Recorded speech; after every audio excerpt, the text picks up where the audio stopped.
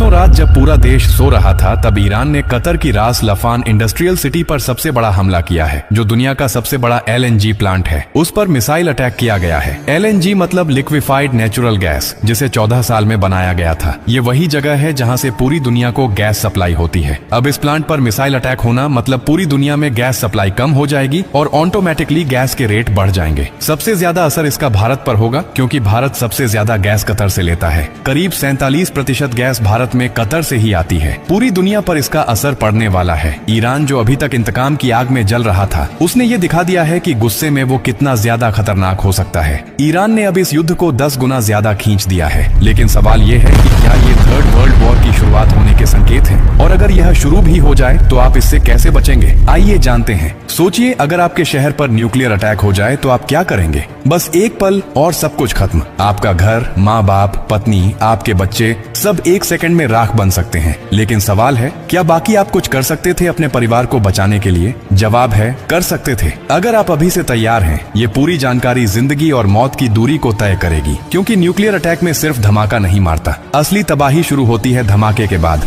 जिसे कहते हैं रेडिएशन फॉलआउट। जो लोग ब्लास्ट में बच जाते हैं, वो जानकारी न होने की वजह से रेडिएशन से धीरे धीरे मारे जाते हैं। सबसे पहले समझिए, हमला होते ही तेज रोशनी दिखाई देती है, इतनी तेज कि आप अपने हाथ की हड्डियां देख सकते हैं और आप हमेशा के लिए अंधे हो सकते हैं। इसलिए जैसे ही फ्लैश दिखाई दे, तुरंत जमीन पर लेट जाए, आंखें कसकर बंद कर लीजिए, चेहरे को किसी कपड़े से ढक लीजिए। ये आपकी पहली सुरक्षा है। अब सवाल उठता है, कहां जाए? अगर आपके पास बेसमेंट है, अंडरग्राउंड पार्किंग है, मेट्रो स्टेशन है, तो वहीं भागिए। जमीन के नीचे रहना रेडिएशन फॉलआउट से बचने का सबसे कारगर तरीका है। लेकिन अगर कुछ भी उपलब्ध नहीं है तो अपने घर को ही शेल्टर बनाइए। सारी खिड़कियां और दरवाजे बंद कर दीजिए। हर छोटी दरार को कपड़े और टेप से सील कर दीजिए। हवा के लिए कोई रास्ता नहीं बचना चाहिए। ध्यान रखिए, जैसे ही न्यूक्लियर अटैक की जानकारी मिलेगी, आपके पास बस कुछ ही मिनट होंगे। इसलिए खबर मिलते ही पानी भरना शुरू कर दीजिए। बाल्टी, बोतल, ड्रम, जो भी मिले, क्योंकि न्यूक्लियर अटैक के बाद पानी में रेडिएशन मिल सकता है। छत की टंकी या नल का पानी बिल्कुल मत पीजिए। सिर्फ पहले से स्टोर किया हुआ पानी ही आपकी जिंदगी बचाएगा। खाने के लिए packed food, dry fruit, biscuit जैसे रेडी टू ईट आइटम रखें।